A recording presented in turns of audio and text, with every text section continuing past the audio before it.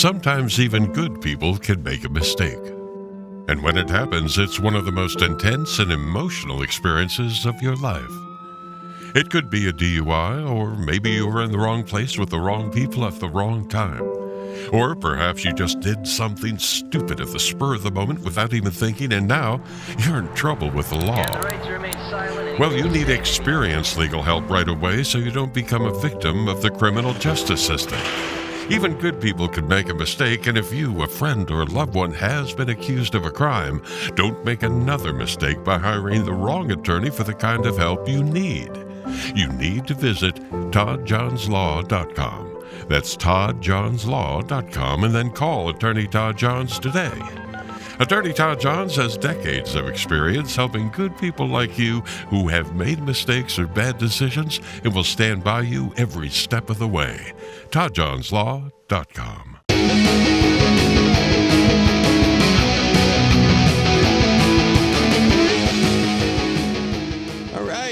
Welcome to That's Enough Out of You. I am your host, Bill Rader, and joining me, my co-host, is Sean Kane. Sean, what's going on? How you doing?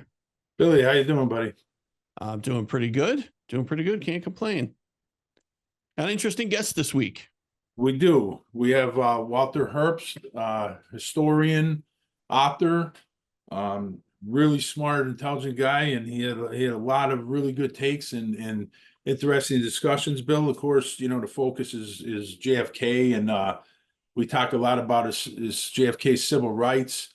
And Walter's of the opinion that, you know, if Kennedy have lived, that civil rights would have been pushed forward a lot more than it was and is at this moment today. So, and I totally agree with him on that. You know, Sure. We talked about you know, a possible Kennedy dynasty. If JFK lived, and then RFK, and then maybe Teddy behind them. We talk about fascism and the right-wing cabals, and you know how it ties in today with Trump and all that nonsense. And you know, goes back to Smedley Butler in a coup against FDR in the 30s. We go into a lot on Oswald. We talk a lot about Berlin, Bill, because Berlin is really a important point of discussion in the whole JFK saga that a lot of people kind of, you know, forget about. You know, they talk so much about Cuba and Vietnam, but Berlin was more important to Kennedy than either one of those two places. And you know, when you talk about Berlin, of course, we get into General Lucius Clay, and Walter talks about that important meeting that General Clay had with Allen Dulles and this guy Sierra, this anti-Castro Cuban. And I think that's an overlooked point of discussion in the Kennedy assassination, but it needs a lot more investigation. Yeah, we got into quite a bit. We did this interview, yeah. And we're gonna have Walter back, and you know, we have a lot more. We're gonna talk a lot more, Walter, next time about civil rights and you know, some of the other assassinations. You know, Malcolm X, Freddie Hampton. You know, we'll get into that. Yeah, and his book, Last Resort Beyond Last Resort. Yeah, I mean, basically, just that was, you know, what the assassination was, right? It was. He talks about the cabal that was, you know, behind it. You know, he mentions the usual suspects. I mean, Dulles, Angleton. You know, but he goes a little, you know, more into a Nazi angle. Right. Oh, Allen Dulles had no problem dealing with the Nazis, going back to Operation Paperclip. Of course, yeah. Allen Dulles deal with the mafia. He'll deal with the Ku Klux Klan. He'll deal with anybody to get rid of communism. That was his, you know, mindset. Right. So this is a fascinating discussion. It really was, and I hope everybody enjoys it. And we're gonna have Walter back. Yeah, definitely. All right, Sean. We're gonna hit a sponsor first, and when we come back, we'll be with Walter Herbst. We will be right back. DK's Corner, now located at 201 Cherry Street in Jessup, Pennsylvania, is serving up the area's best tasting food at respectable prices. Known for our great cheesesteaks, DK's also has delicious breakfast sandwiches, specialty coffees, and catering 7 days a week. You'll love the wraps, soups, and pizza too. We're now open Wednesday, Thursday, and Friday, 9 a.m. to 9 p.m., and Saturday, 8 a.m. to 3 p.m. Visit DK's Corner on Facebook to see our daily specials, and make sure to follow and like us while you're there. We offer local delivery to homes and businesses, takeout, or come and dine in our new restaurant in Jessup. Call or text DK's Corner at 570-209-0278 or hit us up on DoorDash. And we thank DK's Corner for sponsoring That's Enough Out of You. All right. Hey, Walter, how you doing today? Good, Bill. How are you? I'm doing good. All right, Sean, we have a lot to get to today. Let's get right into it. Well, Walter, do you want to just give a quick bio yourself and talk about your two previous books and then the book that you have coming out in April? Sure. Well, I've been researching the JFK assassination for about 40 years. And I have two books out. It did not start with JFK, the decades of events that led to the assassination of John F. Kennedy.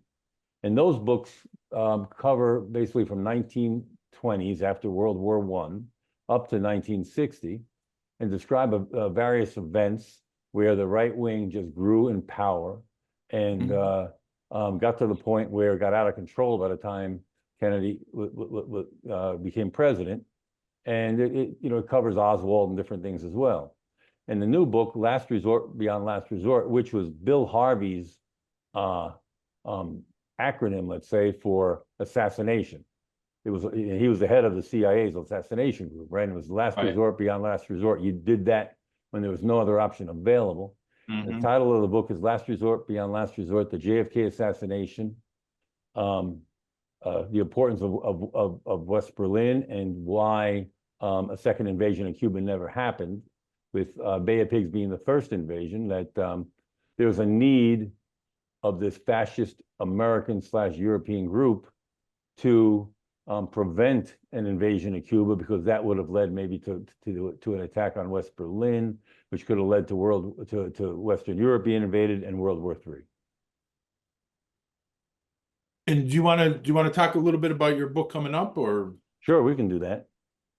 Okay, the point of the book is essentially that American/European fascist conspiracy to assassinate JFK, and the reason was after the missile crisis, Cuba jeopardized, or an invasion of Cuba jeopardized West Berlin, like I said, and Germany.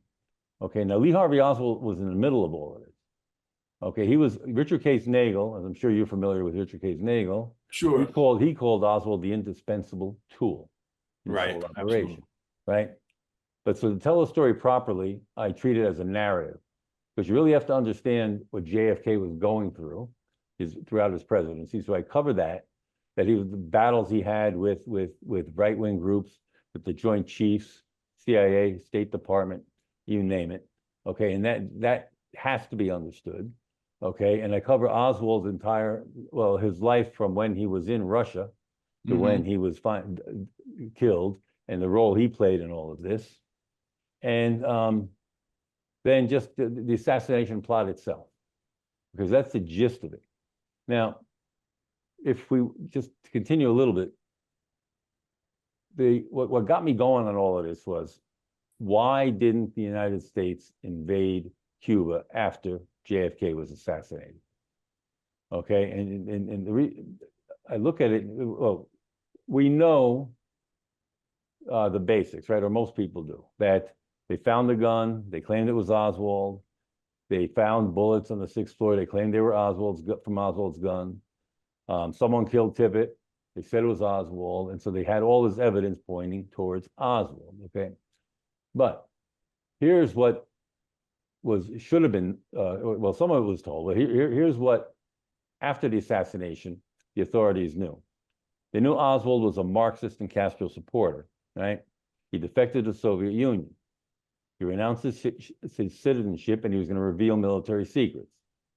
Now, remember, in spring 1963, Oswald was photographed in his backyard, allegedly by his wife, but who knows, and holding his rifle, his gun, and a Communist Party USA newspaper, a Socialist Workers Party newspaper, and that was very damaging for him after the assassination. Now, in conjunction with that, he wrote his wife a letter, like a 10, 12-point letter of what to do. And he said, if I'm alive and taken prisoner. Now, most people, if they're going to go out and shoot somebody, they would say, if I'm arrested. But he said, if I'm alive and taken prisoner, like he was some kind of an agent going behind enemy lines, right? So that was a little bit odd. Now, he wrote, or rather, shortly after that, he was allegedly shot General Walker. Now, Oswald also was a member of the Fair Play for Cuba Committee, right? He got involved with, and he corresponded with socialist and communist newspapers, periodicals, and what have you. Then in '63, in the summer, he was arrested in New Orleans for handing out Fair Play for Cuba Committee. I mean, all of this I know is documented, but then he went on a radio debate where he was forced to admit that he was a defector to the Soviet Union. So 2 months before the assassination, and this is where it gets very interesting, right? He goes to Mexico City, and he tries to get into Cuba.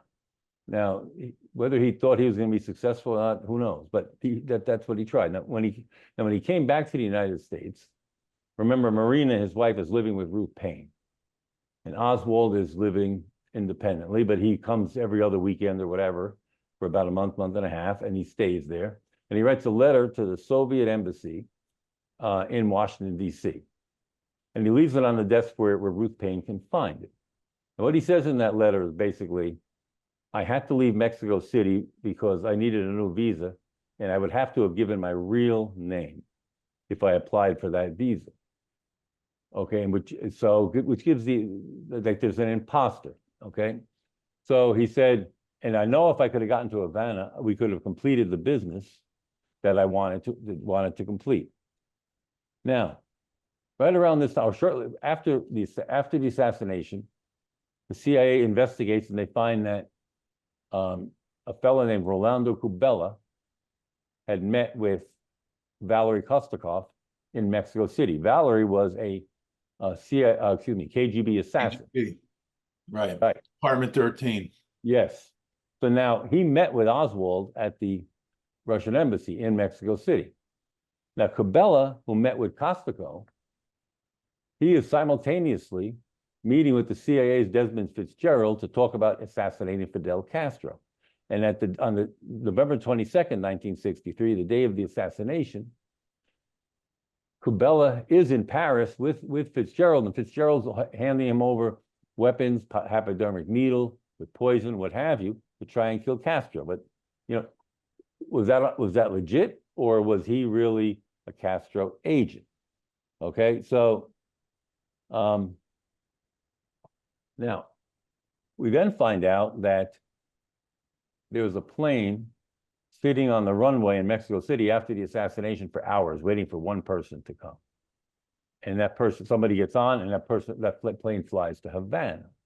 Now, it was not Oswald, right? It was Oswald's arrested. Mm-hmm. But now, let's just switch for 1 second. And Oswald's background.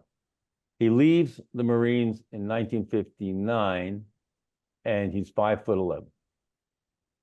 Okay, now his military, he's measured in the military leaving. His passport says he's 5'11". His Department of Defense documents, his ID card say he's 5'11". He applies to Albert Schweitzer College, which he never appeared at, right? When he defected, but he says he's 5'11". Okay. Now he comes back from Russia, 1962. Every job he applies for, he says he's 5'9", not 5'11", right? And then after he is killed by Jack Ruby, the autopsy says he's 5'9". So it looks like he lost 2 inches in height.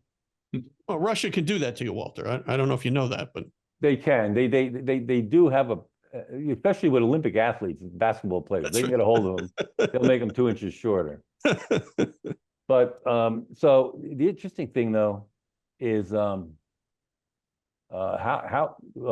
Richard Helms, who's in charge of covert operations for the CIA, he literally wants to exhume Oswald's body when he finds out about this stuff, because he doesn't know what's going on.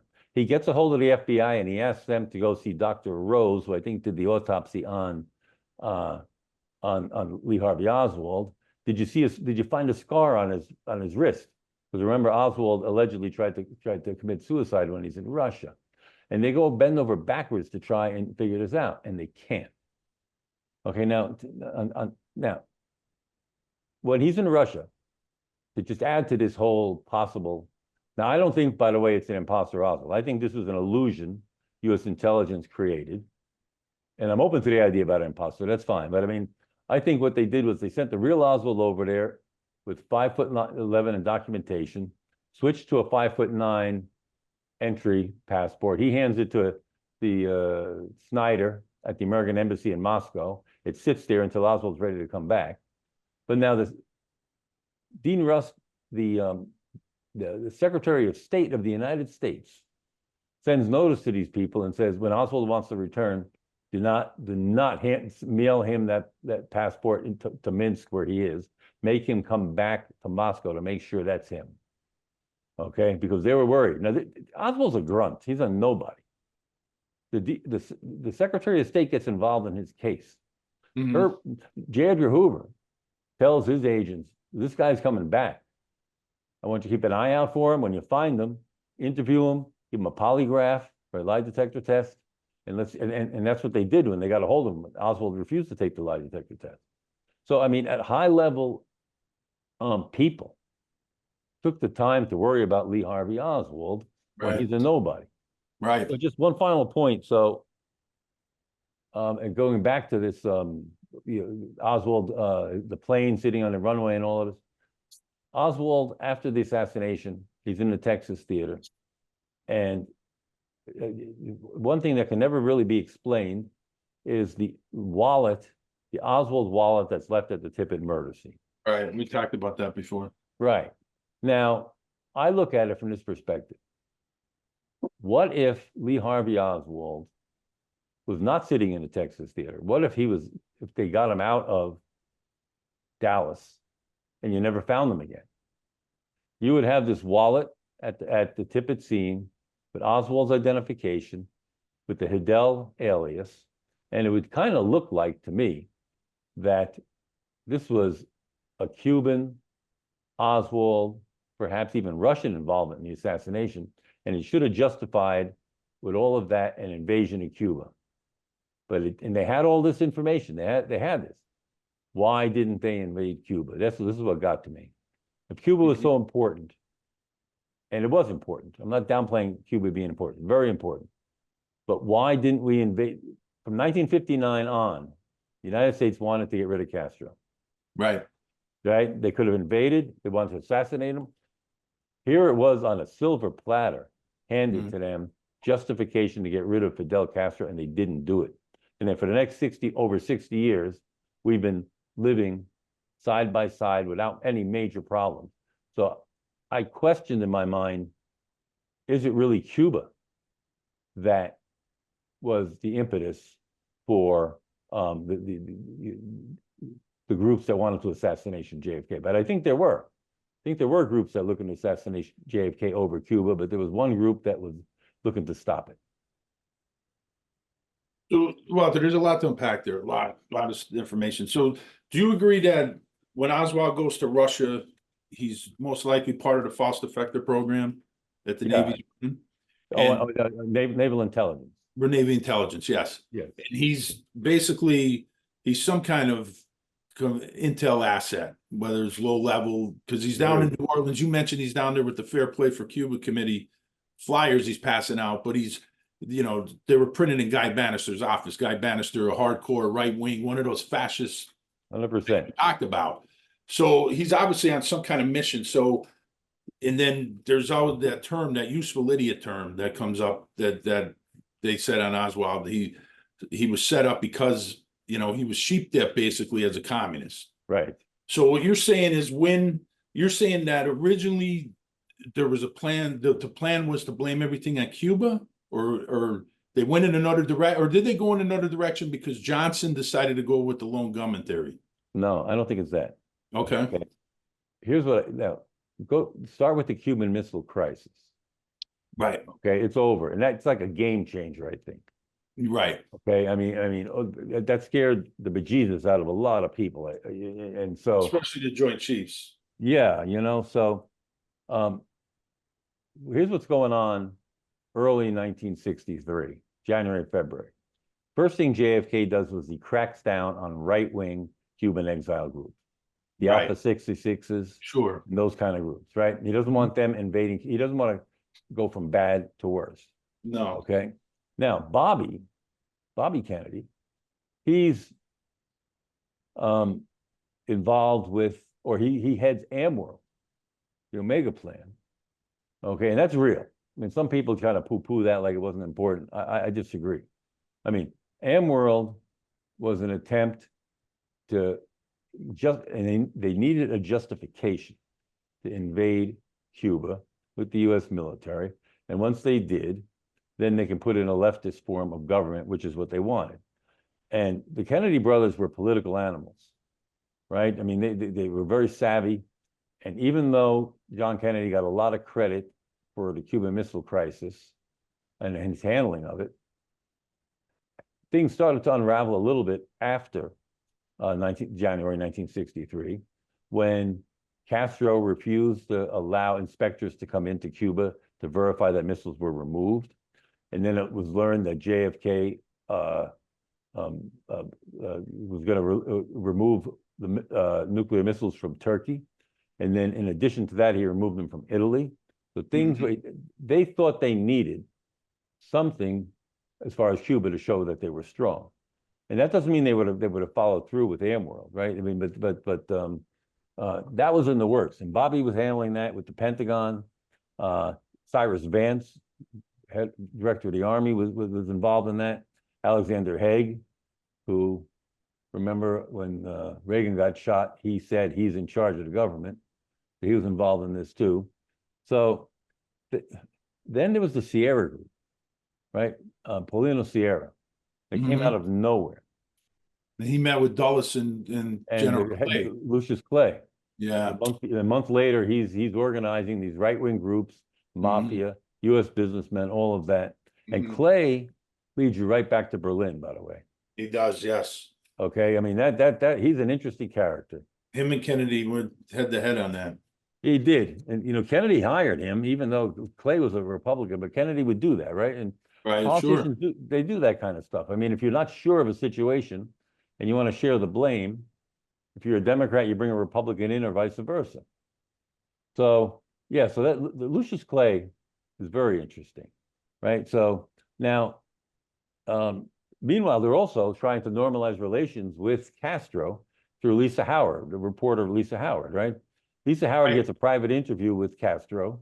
Right. Comes back and says, we can talk to this guy. So there's all these moving pieces going on.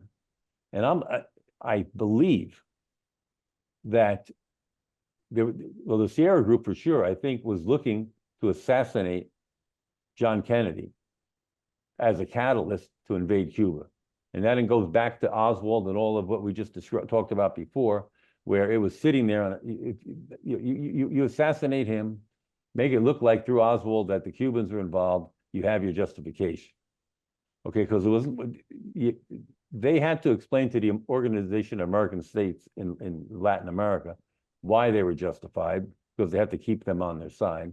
And plus they had to do something to say to the Russians, leave you Berlin alone. But I think there's another group of fascist, European fascist and American CIA leaders who looked at this and said, if this happens, Khrushchev is certainly going to go take Berlin. And they didn't want that to happen. What about, Walter, what about the fact that on the day that Kennedy was assassinated, he had the French reporter Danielle meeting with Castro to normalize relations? And Castro reportedly, after he got the news that Kennedy was assassinated, he reportedly said, things are going to change now. Yeah, he asked a question. He said, who is this guy, Lyndon Johnson? Can we trust him? And I think if he dug deeper, he would have found that Lyndon Johnson was a very blackmailable president. I don't think he was involved in the assassination itself, but I do think he knew it was going down. And he had the Bobby Baker and the Billy Solestis scandals going Definitely on. covered it up. Yeah, but that died, right, on a vine. I Mhm. mean, there was actually hearings in Congress on that day JFK was assassinated. I think related to Bobby Baker, and that just went away. But yeah, I think he realized Johnson was more of a hardliner, and I think he realized that he knew JFK, that they could work together. JFK was sending out some very, very peaceful signals to the Russians. To Khrushchev. Yeah, and I think Khrushchev also got scared over the Cuban Missile Crisis, and the two of them worked together. And I think if Kennedy had a second term, I think he definitely would have done some good things as far as normalizing relations with Russia, with Cuba, civil rights. The Cold War, pulled out of Vietnam. I think the whole world The list is, and I do want to talk about that, Walter. I do want to, but I want to backtrack. Let's go back to when you say, you know, it didn't start with JFK. Let's go back. If you want to go back to Smedley Butler, or do you want to go somewhere else? But let's talk about Smedley Butler, because I think that coup attempt is really important in understanding. You're talking about the right-wing cabal trying to take over. Let me just preface Smedley Butler briefly with World War I ending and Europe in disarray. There was a real worry in this country about an influx of immigrants that didn't suit the kind of immigrants that the country wanted at that time. They were looking for Nordics, Aryans, Anglo-Saxons, Northern Europeans. They did not want Eastern Europeans, and they certainly didn't want Russians, because they equated anyone remotely associated with the Russian Revolution as being Jewish. And it was an anti-Semitic underlying of all of this. And that carries itself all the way through up to the 1950s. Okay, and so then let's go to Smedley Butler. Oh, and then just one more thing. Eugenics. Are you familiar with eugenics? Yeah. Okay. Right. Eugenics being that there was a philosophy then, or like a pseudoscience, that your bloodline dictated who you were going to turn out to be. So if your father was a bank robber and you had the same blood as your father, you were destined to become a bank robber. and Oliver Wendell Holmes of the Supreme Court ruled on that. And the country started sterilizing innocent people and making sure they could not have offspring because of the type of activity they engaged in. And it all was kind of went hand in hand. And so that goes up then, and by the way, Calvin Coolidge adhered to it, US president. So many people did. I think the US military at West Point was teaching something related to eugenics. And so that, but you know, it's not a surprise that in the 1920s, that was what this country stood for. So now go to the early 1930s, Smedley Butler. Now, by this point, FDR's president. New Deal is coming into place, and it's creating problems because there were those who thought that giving something to someone else without my consent and approval was a violation of the Constitution. And they didn't like the New Deal. They didn't like anything about it. And they looked at it as being socialist/communist. So Smedley Butler was a storied military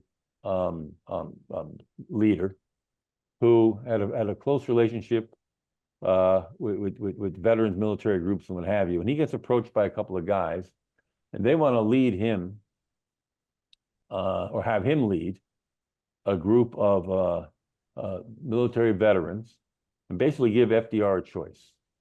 Either we're going to make a puppet out of you and we're going to tell you what to do, or we're going to overthrow you.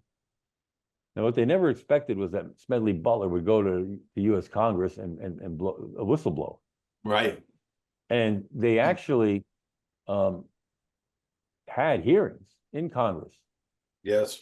about Smedley Butler. So this is not like some, this Right. is real. It's provable. It's real, right? Right. And the guys that he was dealing with went to Europe and studied Hitler, studied Mussolini, and they Mhm. wanted to do the same exact thing here in the United States.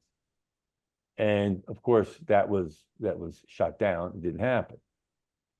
But there was a whole, throughout the 1930s and what have you, there were a bunch of groups. There was like the Christian Front, which again was based in anti-Semitism. And even after America First is the group we're all familiar with. Right. But when the Japanese attacked Pearl Harbor, they kind of went away because they realized they have to show an allegiance to the United States, but not the Christian Front. They carried on into the 1950s. Mhm. And in fact, a group of like 18 of their people during World War II got arrested in Manhattan because they had a plan to put General Mosley, kind of do a Smedley Butler redo and try and take over the government with this Mosley character, this ex-general who was gonna take over the government. Okay, and so this advanced then into the 1950s, and but simultaneous, things were in disarray in Europe in World War II, right after World War II, as you can imagine. A lot of people were homeless, a lot of people were hungry, and getting them the supplies they needed was impossible. And there was a big fear that the communists could step in and take over. And Pope Pius XII was really afraid of this. And so, we don't want to go too much of a tangent, but they even got the mafia involved in kind of, playing hardball with some of these people to ensure that the 1947 election in Italy did not go communist or socialist. But what happened parallel to that is we had OSS pre-CIA leaders who were there witnessing this. Allen Dulles, James Angleton, Frank Wisner, Tracy Barnes. They were all there. Characters. Pardon? The usual characters. Yeah, the usual characters. And so these people, they were, to call them fascists is not correct, but they looked at fascism, or let's say ex-Nazis, as the lesser of two evils compared to communism. Yeah. Okay, and as soon as World War II was over, you have Allen Dulles and William Donovan, who was the head of OSS, the U.S. intelligence group that was working during World War II, that was the precursor to the CIA. They started organizing what they called stay-behind armies, Gladio units. And their function was to stay in the various Eastern European countries. And they had enough people to choose from, who were willing to be trained and go back and be like underground group and fight. Okay, so the person who headed that group was Frank Wisner for the Office of Policy Coordination in the CIA. And so Angleton was involved with those two in Italy, and the Pope was involved in that too because of the 1947 election. And they brought in, he was scared to death of the communists taking over. And he looked at it as remember at that time, the Catholic Church believed that the Jews had killed Jesus, and so that there's this communist group, cabal, communist / Jewish cabal, if they took over politics in Italy, could be the end of Christianity. Crazy to us today, but it was very believable to them. Okay, so now you have Donovan, you have Dulles with their stay-behind armies, and how do they get that? Well, Reinhard Gehlen was a Nazi intelligence officer, leader, and he was arrested in I think it was Camp King in Germany, and he basically has hidden, secreted away all of his files, records, and what have you on the Russians, because he was intelligence chief in Eastern Europe and knew a lot about the Russians. So we were willing to work with him. And he brought in then, these first stay-behind armies were Gehlen's people who were then ex-Nazis. okay, who were captured, but we were willing to work with them. Now it sounds far-fetched, but no, I know yes, it's not far-fetched, right? Because you had Operation Paperclip going on, which was bringing scientists, German leaders, Nazis, bringing Nazis to the United States, right? They're Nazis, right? Yeah. And like Werner von Braun, who was a leader in NASA in the whole space program. Yeah. I mean, he is like the poster boy for Operation Paperclip. Right. Right. And so they're involved in that. This whole denazification program was really to basically get Nazis who were, some were war criminals, some weren't, but to get them approved, okay, they're not Nazis anymore, so we can get them back into government in West Germany, because they needed people. These were the people who ran the country prior to the war. So they needed them, right? So now the leading figure in all of this is a man named Otto Skorzeny, who was Hitler's intelligence chief or big shot. And it was Otto Skorzeny who saved Mussolini on this daring raid where he somehow got into this, I think they paratrooped in, and when he was surrounded, captured, whatever, eventually, he couldn't save him. But anyway, so Skorzeny he developed a relationship with American intelligence people after the war. Similarly, like Gellin, he was freed. He was investigated and acquitted of all war crimes.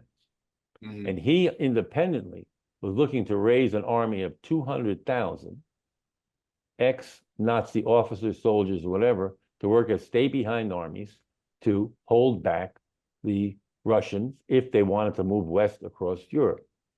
Now, this all sounds crazy, but the war's still going on. Let's go back a few years. Operation Sunrise.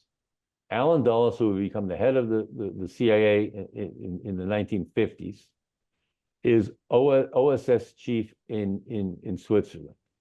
And he develops a relationship with General Wolf, German general, and other Nazi generals.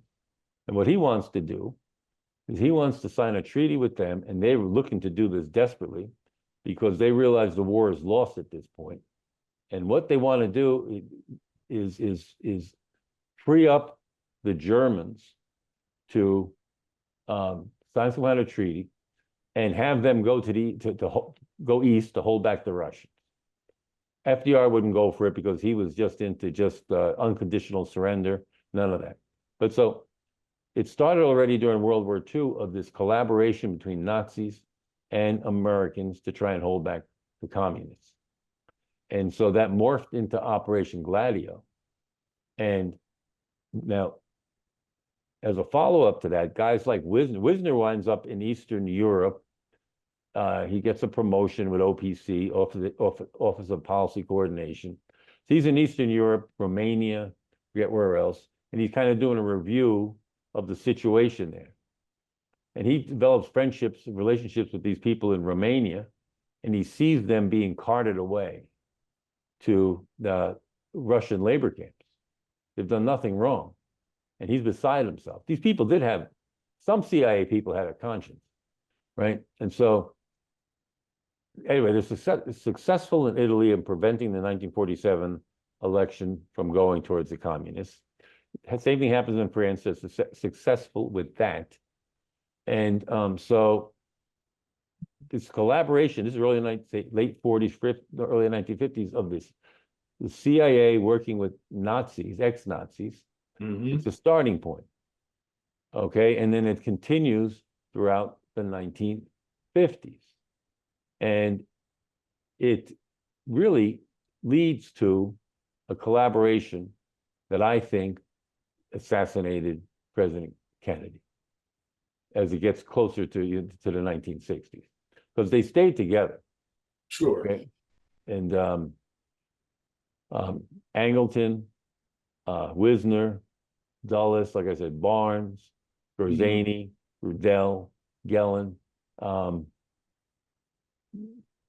No, Walter, when you talk about, this fascist cabal, how much do you think it played into their thinking of, we have to assassinate John Kennedy, that, we could be looking at a potential Kennedy dynasty here if JFK, has a second term in 64, and then you got Bobby behind them, 8 years of Bobby, and then maybe possibly even 8 years of Teddy. Correct. That's frightening to this cabal, this fascist cabal. Right. And any right winger. Sure. Right. And now, so if you look at JFK, just go 1960 to 68, Bobby 68 to 76, and then Teddy 76 to 84. Ooh. That's Ronald Reagan's second term. Right. And by that point, if you hated the Kennedys, which a lot of people did, and they looked at the socialist programs, and especially, you had the civil rights programs and all kinds of things going on, this was unacceptable. So yeah, I think it did play into it. Well, Walter, how much do you think civil rights would have been pushed forward if JFK lived and then RFK? I think a lot. You think? I agree with you. I agree with you. Kennedy's on record of saying certain things, like say Vietnam, telling people, we got to get out of Vietnam, but I can't do it now. If I do it now, I'll never get reelected.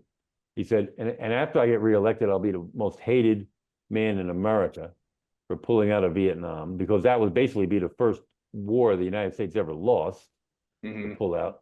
And so he said to Mike Mansfield, who was, I think, Senate minority, whatever it was, make damn sure I'm reelected.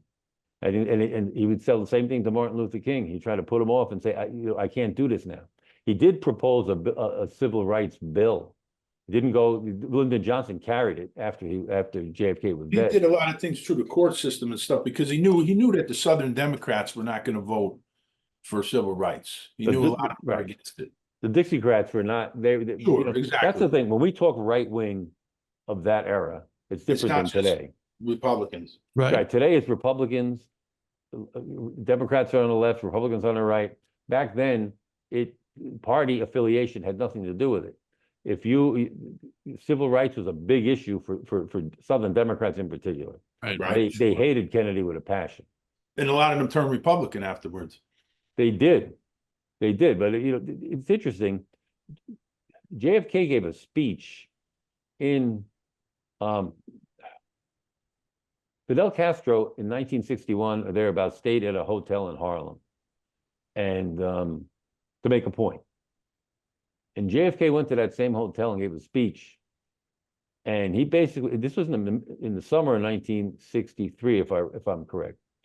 And he basically talked about civil rights. And what he did was he gave out stats, and he said, a white boy born in the United States has this chance of getting a college education. A black boy has this percentage chance. Right. Or going to high school, or being successful, or getting a good job.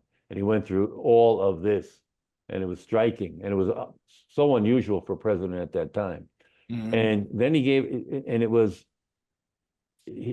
American University. He gave a speech around the same time in June. He did all of this collective kind of introspection for the United States of what we were doing, and he talked about our relationships with the Soviet Union, and he said, we all share the same air. We all share our children's future. All of our problems are man-made. If they're man-made, man can solve them. And this was right prior to him initiating talks to reach an agreement with the Russians on a nuclear test ban treaty. Right. And which, of course, was a major step. But going back to the civil rights thing, I think it was a couple of days after that, then, that Medgar Evers got shot in the back. Medgar Evers was the civil rights leader in Mississippi. Correct. Yeah. And I mean, so he gets out of his car, Medgar does, in his driveway, walks to his front door, and a white supremacist from the South comes up behind and shoots him in the back and kills him in front of his whole family.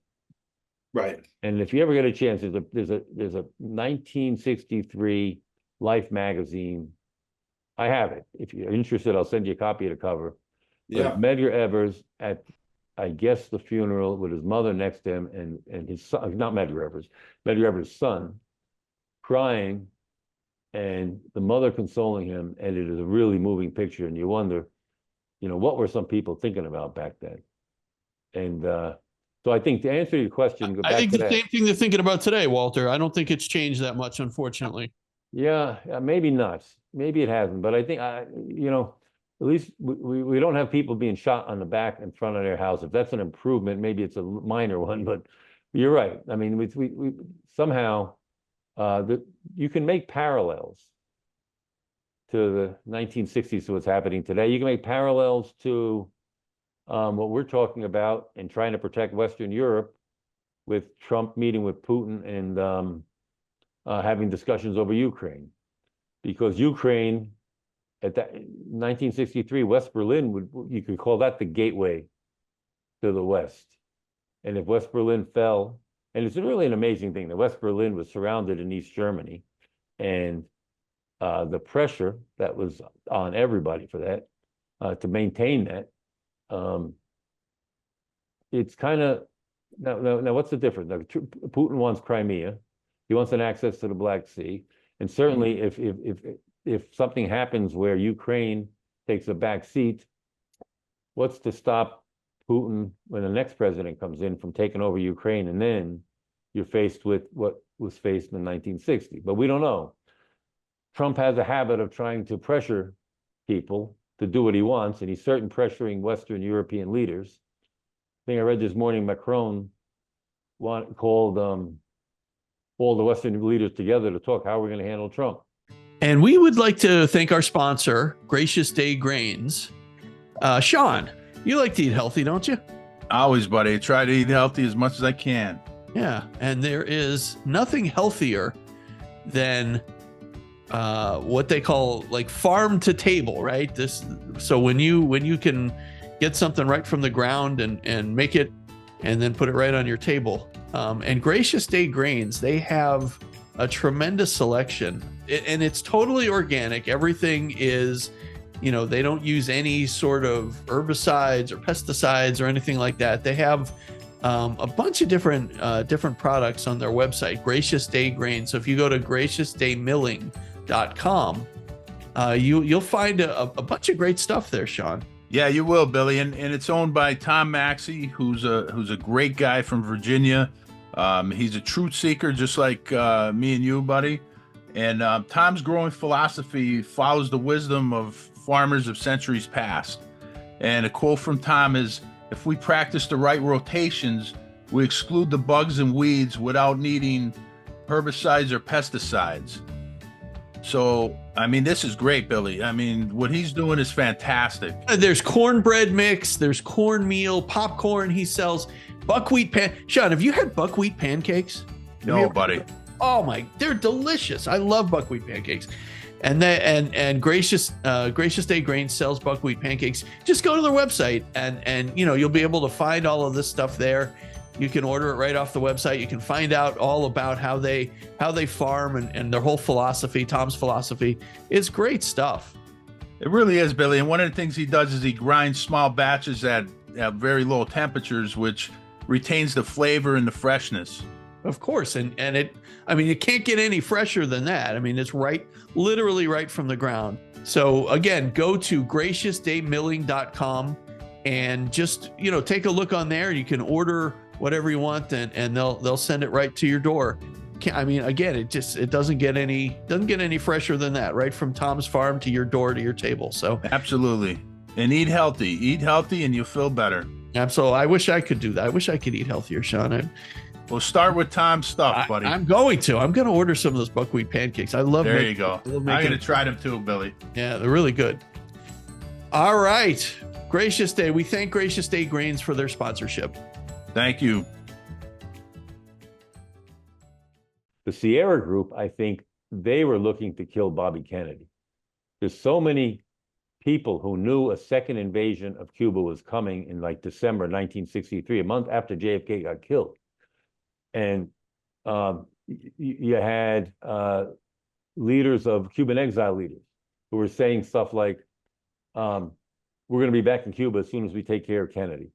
You had this General Nonti, who was at the stealing guns from Fort Hood in Texas, and selling them to Cuban exiles. He knew about it. And it goes on and on and on. There's FBI documents. Okay, so I think there was an attempt that JFK was going to be assassinated. My opinion is that this fascist group and the CIA leaders did not want Cuba invaded. And I think they somehow sabotaged and got control of this assassination plot to prevent that invasion of Cuba from happening. Because if Cuba went in, if we went into Cuba, Khrushchev was going right into Berlin. Okay, and then if you look at some of the things about Berlin, the documents or what we know, even going back to when Kennedy first met Khrushchev in Vienna in 1961, and Khrushchev basically had his way with him. Kennedy was, Khrushchev was, right, we know, was a rough and tumble guy, and Kennedy was not prepared for him. But Kennedy at least had the guts at that time to stand up to him and say, look, Berlin's a non-negotiable.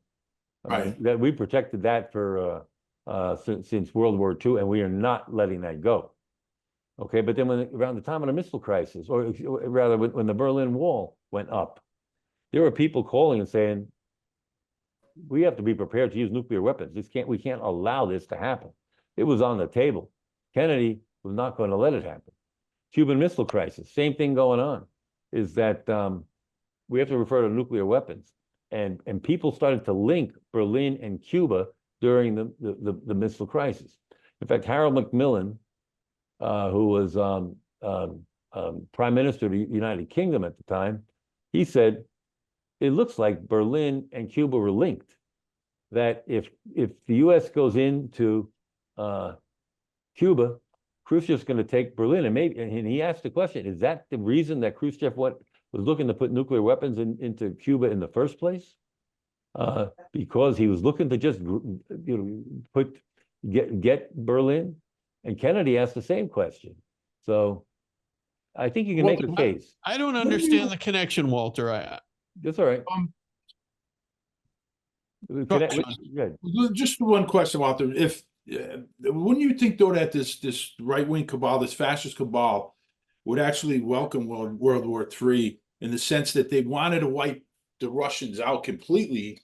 Because, like you said before, in their mind, dealing with the Nazis is the lesser of two evils when you compare that to communism. They wanted communism wiped completely off the planet. You're right. And there were right-wingers in the military, like Curtis LeMay and others. Curtis LeMay, Lemnitzer too. Right, Lemnitzer. And there were others going back to the 1950s, a bunch of them who resigned in protest were willing to do that.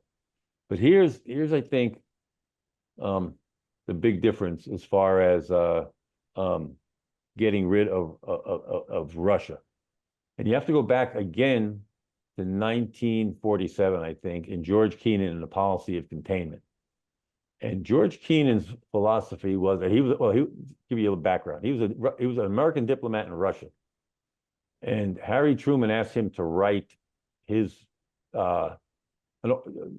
feelings about Russian-American relations.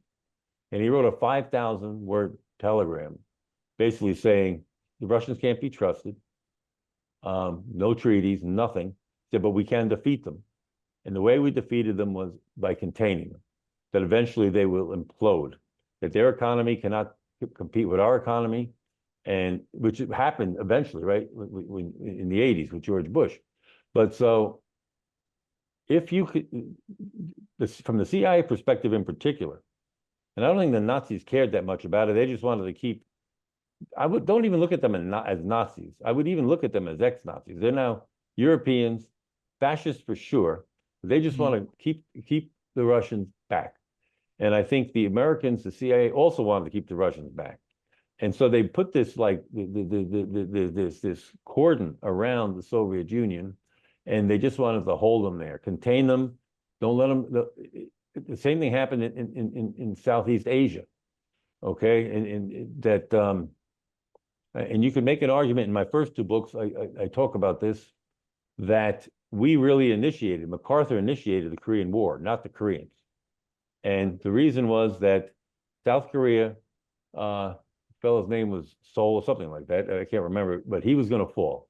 South Korea was going to eventually go all one country, which would make it a communist.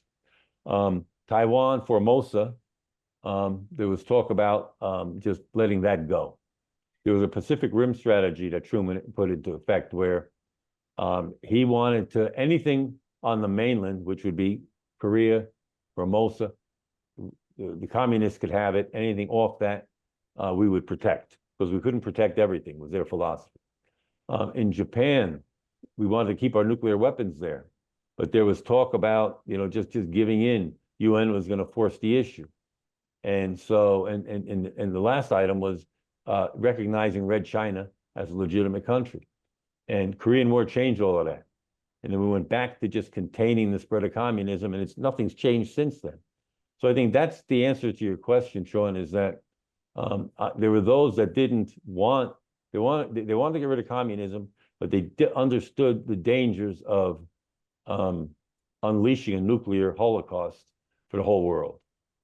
So you're saying, like, within this cabal, there's different layers of different people going in different directions. Like, say someone like Curtis LeMay would definitely have no problem. Right. But he's not part of the cabal. Okay. I don't think the CIA is including the military in this at all. Okay. I think there's. That's interesting. Yeah. Okay. I mean, the military. What about Clay though? No, yeah, he's an interesting guy, but he was so pro Germany, so pro Berlin, and so pro protecting Europe. So I can see, Lucius Clay was never one to look at Europe or say that let's go, guns blazing and just blow up the world and for the good of democracy. That wasn't Lucius Clay. Now Lucius Clay then became, early 1950s, after he was done in Germany, he became a representative on the board of directors of so many American companies, large American companies. So he had money, or he had money at his disposal. And I think that goes back to the Sierra Group. And I think this group I'm talking about was in league with the Sierra Group, which was the right-wing Cuban exiles.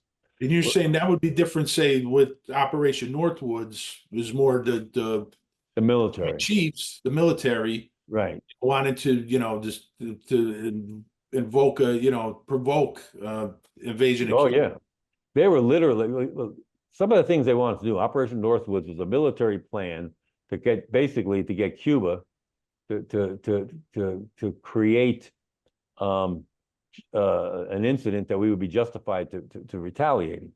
And look, we actually flew planes, reconnaissance planes, low over Cuba, hoping they would shoot it down. That would give us a reason to go in.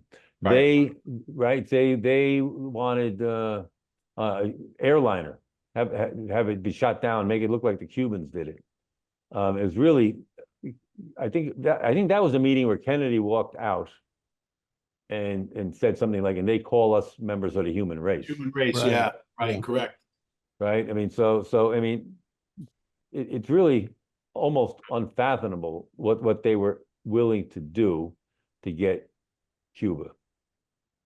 But I don't think that was, see, the CIA looked at Cuba and didn't think it was that important. They looked at it as like, it was a too big country, close to the United States, that we could control and maintain, which has proven out to be true. I think CIA just wanted, like I said, contain the Russians, but also want, as part of that, get involved in Vietnam and contain them there, because that's where, if there was a place where they were going to spread, it would have been Southeast Asia. Would you think, though, someone like an Allen Dulles, it would be in his best interest to have, Cuba closer to Russia, because you'd have an ally 90 miles off the shores of America who's close to the Russians, which would in turn make them, in his mind, our enemy. Well, yeah, but one thing about Allen Dulles, in 1959, and Joan Mellon in one of her books covers this in detail. Robert Kleberg was a Texas rancher, and he was in league with a bunch of other ranchers, Cubans, and they all lost everything when Castro came to power. Mm-hmm. And they wanted to get together and basically organize their own force back it to invade, or not invade Cuba, but have from within, create a revolt. And there was one in the works, because as Castro turned communist, not all the Cuban generals agreed with it. So they went to Dulles. and told him about it. And he said, no, we can't do that. Okay, we've got everything under control. He brought up Berlin, that we lose Berlin. And anyway, what Dulles did was he let the U.S. ambassador in, who was pretty much a pro-Castro guy in Havana, know about this, who told Castro all about it. And it resulted in this internal revolt that was in the works being destroyed. And if you remember, William Morgan was the American mercenary down there who was then shot by firing squad. That was a result of Dulles's intervention. Now, you can make the argument that, you know, there's no proof that the United States shot or sabotaged the U-2 flight. Right. But I think that you can make a case that it could have happened. Sure, absolutely. And that would have been Dulles. Absolutely. And then throughout the 1950s, when Dwight Eisenhower, he tried to normalize relations with the Russians repeatedly and try and test ban, the nuclear test ban treaty, all different things. Every time he gave a peaceful speech, John Foster Dulles, Allen's brother, came out and he just shot him down. Yeah. And just, he said, you know, no. Dulles established the massive retaliation philosophy which guided American policy during the 1950s, which basically said that, you know, we were going to just no holds barred. In order to stop you from doing what you're doing, we will go to any length we have to go. So do you think in the importance of the Kennedy assassination, that meeting between Allen Dulles, General Clay, and Sierra, yeah. I think that's one of the most important things that set the stage for what's going to happen in November? I do. I think that's when it started. Okay. A month later, after they met, and I said, like Dulles had access to money, and a month later he is meeting, or Sierra comes out and he's, you know, presents his you know, the group that he's putting together, that he's got mafia money behind them, he's got other money behind them. It's you see, kind of spread out, but you just think about that April meeting.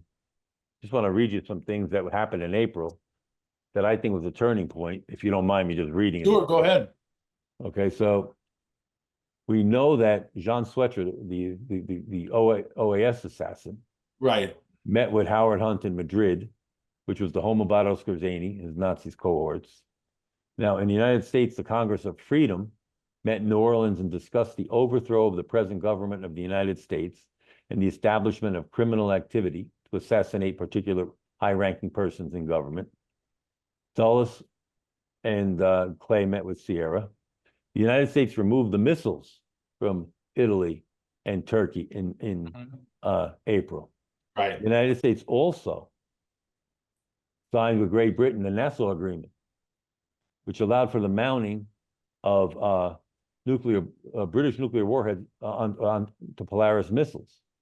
Okay, and they made the same offer to de Gaulle, and de Gaulle refused the deal, as did Adenauer, because they didn't trust Kennedy. They thought that Kennedy, when the push came to shove, to ensure that American cities would not be engaging in, would not be destroyed by nuclear activity, that he would just sacrifice Europe. Okay, now in Italy, on election day, the communists gained 25% of the votes that April, while other parties lost seats. Prime Minister Aldo Moro named socialists to his cabinet, and President Kennedy supported everything. Now in the States, the Minutemen were a far-right group. Robert DePue was their leader. Right, sure. He said we could be sitting on the edge of a bloodbath if communists killed them. Now, interesting enough, Lee Harvey Oswald, he put his political philosophy on paper that spring, and he mentioned the Minutemen by name. That was at the Alabama College, right? No, not there, but Okay. the Alabama College, yes, that's right. But he was. Wasn't that around the same time, though? It was around the same time, but but back home, he just was putting, he said things like, there's communism and democracy. Democracy is, communism is decadent and dying, it's something. But anyway, like a pox on both your parties. We're going to come up with a better one, a combination of the two. And the interesting thing about Oswald, he always used the word we. He never said I. Yeah. So it, he was not alone in all of this, No, no. right? And I think, and in the new book, I cover this a lot. You look at the Minutemen, you look at Oswald and Minutemen writings, Oswald's writings, even where in one of their issues of their On Target, their magazine, they tell individuals to lay low, take a cheap job, never buy, always rent, take a post office box, don't do anything discriminatory, just keep quiet. It just describes Oswald's life to a T. I think he was involved with the Minutemen. Now, it was also in April when the shots on Walker were taken. Walker, yeah. And where Oswald wrote that letter to his wife about if I'm alive and taken prisoner. And then one other interesting fact, Easter Sunday came very shortly after the Walker shooting. Mhm. Okay, and in Dallas, neo-Nazi groups during the night swept through the town, vandalized homes of several prominent Jews with a custom printed decal that was blood red with a black swastika and the words "We are back." And the next night, vandals plastered Jewish-owned businesses in downtown Dallas with swastikas. So something happened in April, and it looks like Oswald, whether he shot at Walker or not, I think he was there. And I think that was like a dress rehearsal. Is this the guy we want to set up as the patsy? And he passed in flying colors. And there were some bumps along the way, and we have some writings of other individuals involved that kind of point to Oswald as being the patsy, and they were unsure of whether they could use them, but they came to the conclusion, and Skorzeny was involved in the middle of all of that. Could you talk about what Oswald said at that Alabama college? Yeah, he said one thing he said was, people think that a military takeover for the government of the United States is impossible. And he compared it to what was happening in Latin America. He said, but don't be so sure. And then he went down and he said, why it couldn't be the Army, why it couldn't be the Air Force, why it couldn't be the Navy. But he focused on the Marines, and Oswald was an ex-Marine. And he said the Marines were the group that's capable, who could come in and try and take over the US government. And I think the idea that they looked at was that there were so many paramilitary groups around the country that were prepared to do that. Like I mentioned before, that Congress of Freedom was looking to do it, that if they could just get the ball rolling. And I think, shooting someone like Walker, if they were successful in killing him, and I think Oswald was willing to play the patsy and play the left-wing guy. And that would have started some street riots and what have you. And it's delusional to think that they would have been successful in taking over the US government. But, it's no different than the people in January 6th that thought they were just going to do something. And these guys, it was the same type of mindset that Sure. drove them. But I think they're different than the group I'm talking about. I'm talking about professionals. And I think and Walter, this also, big picture wise, the Kennedy assassination coincides with a lot of left-wing governments and leaders that were overthrown and assassinated around the time period, the months leading up to the Kennedy assassination, 2 years before, whatever. I think there were like 26. Okay. They were like in the 15 months before, 15 months after, there were like 26 leftist governments that were either overthrown, assassinated, or whatever. Right. I mean, it's you can't deny. And when you look at it in that perspective, Kennedy just falls in the middle of it. Right. Just like another, It's another regime change type. Exactly. Yeah. And that's what it was. It was regime change. Right. Yeah, that's incredible. It is. It is. I mean, there's so much more. We got caught up with the Kennedy assassination of how many shots were there, which is all important. The autopsy, which is a farce. Right. Evidence, this or that. But the question of why has always fascinated me. You start with why, I think that leads you in a direction of who's responsible. And so that's taken me, like I said, for 40 years, I've been doing this, and I've slowly gotten to the point where I think now I'm not saying 100% sure, and I don't think anyone can say they're 100% sure on anything, but I think it fits in also with some of the other assassination philosophies that people have, as far as Cuba, right wing, what have you. I just take it to the next level and just say, I think there's a group that didn't want us to invade Cuba, and the only way to stop that was to assassinate the president or sabotage others who were going to assassinate the president. Wow, this was a fascinating discussion. Bill, do you have anything? Yeah, no, I just, I think it's funny, Walter, not funny, but it's interesting how, history could be repeating itself now. It's just that now I think the intelligence community has figured out how to do this without blood, without assassinations. I agree. I mean, they're figuring out how to influence people to elect these right-wing fascists rather than assassinate or overthrow the existing government. Agreed. You can do it monetarily. You can do it with, holding back AI from people or whatever. Fear is a big part of it. Hate is a big part of it as well. Stirring up hate. You know what else, Bill? Imagine if on November 22nd, 1963, we had cell phones.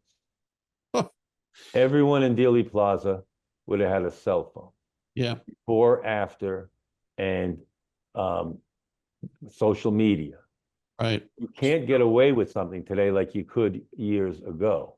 Right. I'm sure they could, but they're not going to. And I think your point, confiscate everybody with a cell phone. You look at everybody. Look at it the other way, Walter. If the Zapruder film didn't exist, 100%. how many of us would there be that were questioning what happened? Probably very few, right? Or if they never released it, right? Garrison has his investigation, subpoenas it. If that never released, I mean, the FBI switched some of the film clips around for Life magazine, so it appeared that Kennedy's head was going forward and not backward. Right. Right. Dan Rather said he saw the film and the Kennedys. His head was going forward. Right. This guy Mandel, I think he wrote it might have been him, wrote an article for Life magazine where because the question of the throat wound coming from the front, and a lot of the doctors said that's where it came from. He says the film, right? But Life magazine, the guy says the film shows Kennedy turning around, facing the sniper's nest, and waving to the crowd, which we know never happened. Right. So what motivated these people to lie, other than maybe they were told for national security reasons, we have to have Oswald as a lone assassin. Right. And I think that goes back to him being the indispensable tool. Life magazine was owned by hardcore right wingers at the time. Yeah. 100%. Yeah. Walter, this has been a fascinating discussion, really, incredible. And Sean, are we able to get Walter's books on our book? Yeah, I have the two ones up, and as soon as the new one comes out, I'll put that one up there too. Great. I'll have it on our bookshop.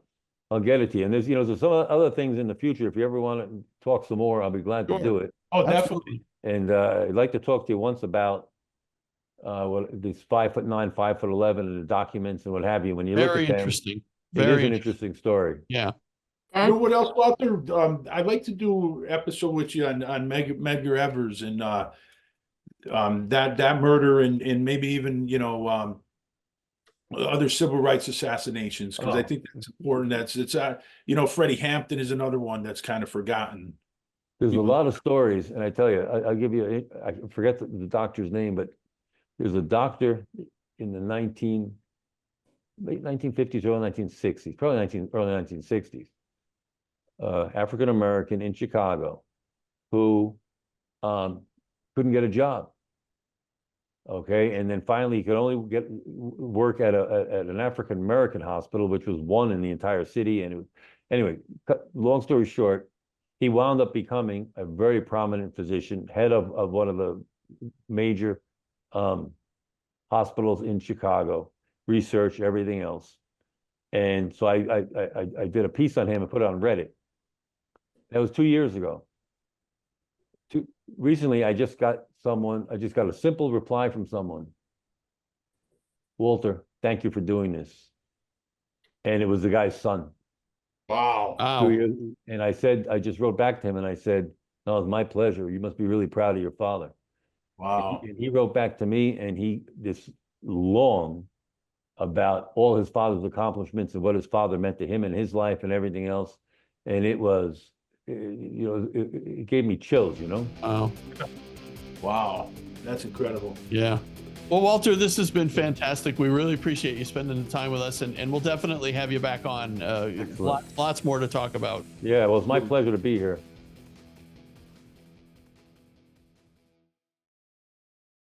That's Enough Out of You podcast is executive produced and written by Bill Rader and Sean Kane and edited by Bill Rader. The That's Enough Out of You podcast and logo are exclusive property of Bags of Chicken, LLC. Any rebroadcast, retransmission, or accounts of this podcast without the express written consent of Bags of Chicken, LLC is prohibited.